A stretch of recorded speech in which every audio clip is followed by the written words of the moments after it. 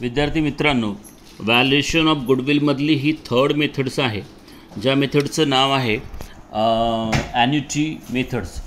आणि ॲन्युटी मेथडमध्ये तुम्हाला एक गोष्ट लक्षात घ्यायची आहे की तुमच्या उदाहरणामध्ये ॲन्युटी दिलेली राहणार. फक्त लक्षात काय ठेवा की जसं या उदाहरणात बघा, सगळ्यात शेवटी बघा ॲन्युटी व्हॅल्यू त्यांना म्हणलं the present value of annuity for 3 years 2.4868 अशी ॲन्युटी व्हॅल्यू दिलेली आहे. तर ॲन्युटी ही व्हॅल्यू तुम्हाला ऑलरेडी कॅल्क्युलेट करून उदाहरणात दिलेलीच असते. फक्त एक लक्षात ठेवा की ही ॲन्युटी व्हॅल्यू 1 रुपीजच्या वर असल्यास मल्टिप्लाय करावं लागत असते आणि बिलो 1 रुपीच्या आत असेल म्हणजे 0.99 पर्यंत, जर 0.99 पर्यंत ॲन्युटी असेल तर ती डिवाइड करत असते सुपर प्रॉफिटला. आणि जर 1 रुपीज किंवा 1च्या वर 1 और 1 पॉइंट समथिंग तर असेल तर त्याला सुपर प्रॉफिटला ती मल्टिप्लाय करावं लागत असते. एवढी गोष्ट लक्षात ठेवाय तुम्हाला. काय म्हटलं मी की ॲन्युटी मेथड्समध्ये ॲन्युटी व्हॅल्यू ही 0.001 पासून तर 0.99 पर्यंत म्हणजे 1च्या आत असेल तर सुपर प्रॉफिटला डिवाइड करावं लागत असते. आणि जर ॲन्युटी ही 1च्या वर असेल तर त्याला सुपर प्रॉफिटला मल्टिप्लाय करावं लागत असते. मग ॲन्युटी व्हॅल्यूनं गुडविल काढायची असेल तर पहिले आपल्याला सुपर प्रॉफिट काढावं लागेल. सुपर प्रॉफिटसाठी आपण दुसरी मेथड शिकलोच होतो. सुपर प्रॉफिटसाठी हा तिसऱ्या मेथड म्हणजे स्टेपवर येते. पहिली स्टेप ॲव्हरेज प्रॉफिट काढायची असते, दुसरी स्टेप नॉर्मल प्रॉफिट काढत असते आणि तिसरी स्टेप सुपर प्रॉफिटसाठी पहिल्या स्टेपमधून म्हणजे ॲव्हरेज प्रॉफिटमधून दुसरी स्टेप म्हणजे नॉर्मल प्रॉफिट हे मायनस करायचे असते. ते मायनस केल्यानंतर जी रक्कम येईल त्याला सुपर प्रॉफिट म्हणतो. आणि मग त्या सुपर प्रॉफिटला व्हॅल्यू ऑफ गुडविल काढायची असेल तर 0.1च्या आत असेल तर त्या ॲन्युटीने त्या सुपर प्रॉफिटला डिवाइड करा आणि 1च्या वर असेल तर त्या ॲन्युटीने सुपर प्रॉफिटला मल्टिप्लाय करा.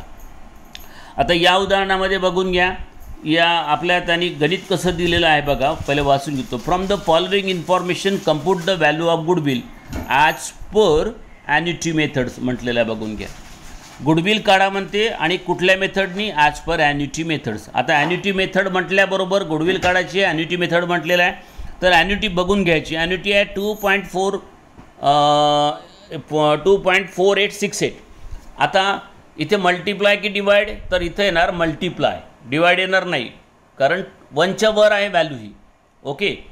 आता आपल्याला त्या 3 स्टेप काढायची आहे उत्तरामध्ये. पहिली स्टेप काय आहे आपली? ॲव्हरेज प्रॉफिट काढण्याची.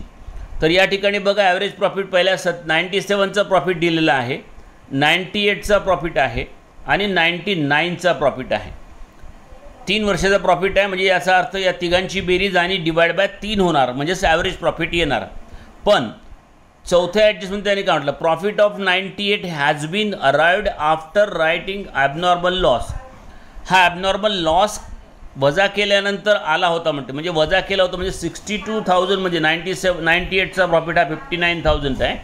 हा 59 प्रॉफिट हा लॉस वजा केल्यानंतर मग हा मायनस केला असल्यामुळे या 59मध्ये हे 2,000 रुपये तुम्हाला प्लस करावं लागेल म्हणजे आपोआप करेक्ट प्रॉफिट देतील. मग पुढे काय म्हटलेलं आहे बघून घ्या. आता त्यांनी 99च्या प्रॉफिटमध्ये हा जो प्रॉफिट आहे 66,000, हा 66,000 प्रॉफिट आहे 99चा. त्याच्यामध्ये 99मध्ये नॉन रिकरिंग इन्कम म्हणजे व्यवसायाशी संबंधित नसले इन्कम इन्क्लूड आहे म्हणजे 3,000 रुपये यात ॲड आहे म्हणून इथं 3,000 रुपये 66,000मध्ये मायनस करावं लागेल. तर खाली बघा उत्तरामध्ये हे बघा पहिल्या वर्षीचा प्रॉफिट तुमचा काहीच फरक नव्हता. आहे बघा 97चा प्रॉफिट दिलेला आहे तुमचा. 97चा प्रॉफिट आहे 62,000 रुपीज. 62,000 रुपीज. मग 59च्या प्रॉफिटमध्ये हे तुम्हाला 2,000 रुपये मायनस झाले होते म्हणून याला काय करावं लागेल? प्लस करावं लागेल. हे बघून घ्या. 9,000 याच्यामध्ये त्याने ॲड केलेलं आहे 2,000 रुपये असे ॲड करून एकूण 61,000 झालेले आहे. आणि मग तिसऱ्या वर्षी 66मधून हे तुम्हाला ॲड झाल्यामुळे 3,000 रुपये आता हे का करावं लागेल? याच्यातून मायनस करावं लागेल. बघा 66,000मधून तुमचे 3,000 रुपये लेस होत आहे इन्कम. आणि मग 63,000 आहे. आता बघा हा पहिल्या वर्षाचा प्रॉफिट कॅल्क्युलेट केल्यानंतर पहिल्या वर्षाचा प्रॉफिट, हा दुसऱ्या वर्षाचा प्रॉफिट आणि हा तिसऱ्या वर्षाचा प्रॉफिट, हे 3 वर्षाच्या प्रॉफिटची बेरीज येते 1,86,000. आणि मग आपल्याला ॲव्हरेज प्रॉफिट, आता हा प्रॉफिट ॲडजस्ट करून घेतला. ॲडजस्ट प्रॉफिट म्हणजेच जे इन्कम एक्सपेंडिचर जे बाहेरचे होते ते मायनस केले त्याला ॲडजस्ट प्रॉफिट म्हणतात. ह्या प्रॉफिट मायनस केल्यानंतर याला तुम्ही 3 आता डिवाईड करून, हे बघा 1,86,000ला 3 डिवाईड करून स्टेप नंबर 1 पूर्ण केलेली आहे ॲव्हरेज प्रॉफिटची. हे स्टेप नंबर 1. मग दुसरी स्टेप आहे आपली नॉर्मल प्रॉफिटची. ही नॉर्मल प्रॉफिटची स्टेप नंबर 2 आहे. याच्यामध्ये बघा कॅपिटल एम्प्लॉयडला नॉर्मल रेट ऑफ रिटर्ननी मल्टिप्लाय करत असते. तर या गणितात बघून घ्या, कॅपिटल एम्प्लॉयड ऑलरेडी दिलेला आहे तुमच्या गणितात. बघा हे बघा ॲव्हरेज कॅपिटल एम्प्लॉयड 4 लाख दिलेलं आहे आणि नॉर्मल रेट ऑफ रिटर्न पण दिलेलं आहे तुमच्या गणितामध्ये. हे बघा खाली 10%. 4 लाखावर 10%, 4 लाखावर 10% म्हणजेच 40,000 रुपये येणार. हे बघा 4 लाखावर 10% 40,000 रुपये. तर हा प्रॉफिट तुमचा स्टेप नंबर 1चा आणि हा प्रॉफिट हा स्टेप नंबर 2चा. मग स्टेप नंबर 1च्या प्रॉफिटमधून म्हणजेच ॲव्हरेज प्रॉफिटमधून नॉर्मल प्रॉफिट हा मायनस करायचा असतो. तर 62,000मधून 40 गेले तर 22,000 रुपये प्रॉफिट आलेलं आहे. या प्रॉफिटचं नाव आहे सुपर प्रॉफिट. काय नाव आहे? Super profit. Step number 3. आता 3 स्टेप झाल्यानंतर मग व्हॅल्यू ऑफ गुडविल काढायचं आहे. हे बघा value of goodwill super profit multiply by annuity value. 22,000 रुपये सुपर प्रॉफिट होता आणि मल्टिप्लाय होईल म्हटलं मी, कारण 1च्या वर असल्यामुळे. अशा प्रकारे याचं 54,710 रुपये तुमचं उत्तर येणार ॲन्युटी व्हॅल्यूने गुडविलचं. त्याच्यानंतर आपण आता उदाहरण नंबर 2 बघूया.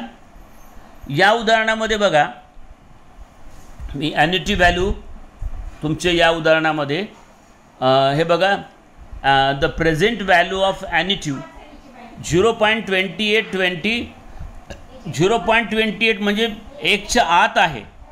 मी तुम्हाला मग सुरुवातीला सांगितलं होतं जर 1च्या आत असेल तर ही ॲन्युटी व्हॅल्यू ही का करत असते? डिवाईडमध्ये करायची असते. बघून घ्या सुपर प्रॉफिटला. मग आपल्याला पहिले सुपर प्रॉफिट काढायचा आहे. आता तर स्टेप सुपर प्रॉफिटसाठी 3 स्टेप. पुन्हा पहिली स्टेप ह्या प्रॉफिटची बेरीज करायची 4. हे बघा 4ने डिवाईड केलं, याच्यात काही एक्सपेंडिचर प्लस मायनस नाही आहे. दुसरी स्टेप हा जो कॅपिटल एम्प्लॉयड कॅपिटल दिलेला आहे 6 लाखाचा त्याला नॉर्मल रेट ऑफ रिटर्ननी मल्टिप्लाय करायचा आहे. म्हणजे 6 लाखावर 11% म्हणजेच हा नॉर्मल प्रॉफिट आणि हा ॲव्हरेज प्रॉफिट. हा 1 नंबर आणि हा 2 नंबर. 66,000.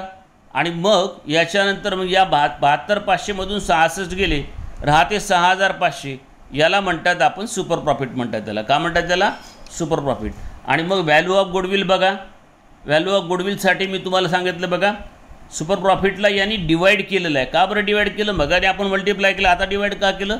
कारण ही व्हॅल्यू 1च्या आत आहे. 1च्या वर असल्यास ही मल्टिप्लाय झालं असतं, परंतु आता 1च्या आत असल्यामुळे हे डिवाईड होते. अशा प्रकारे याचं उत्तर 23,049 इथं व्हॅल्यू ऑफ गुडविलचं. तर ही झाली तुमची 3rd method annuity methods. Okay, thank you. आता आपण 4th मेथड घेऊया. 4th मेथडमध्ये सुद्धा तुम्हाला अशाच प्रकारे सुपर प्रॉफिटचीच गरज राहणार आहे. सुपर प्रॉफिटला म्हणजे multiply by 100 divide by normal rate of return केलं तर ऑटोमॅटिक ते कॅपिटलाइज मेथड होऊन जात असते. तर म्हणून तिथंसुद्धा तुम्हाला 4थ्या मेथडमध्ये सुद्धा सुपर प्रॉफिटचीच गरज पडणार आहे. आणि म्हणून अशा प्रकारे आपले हा 3ही 4ही मेथड संपून जाईल आणि हे प्रकरण किंवा हे युनिट संपेल. Okay, thank you.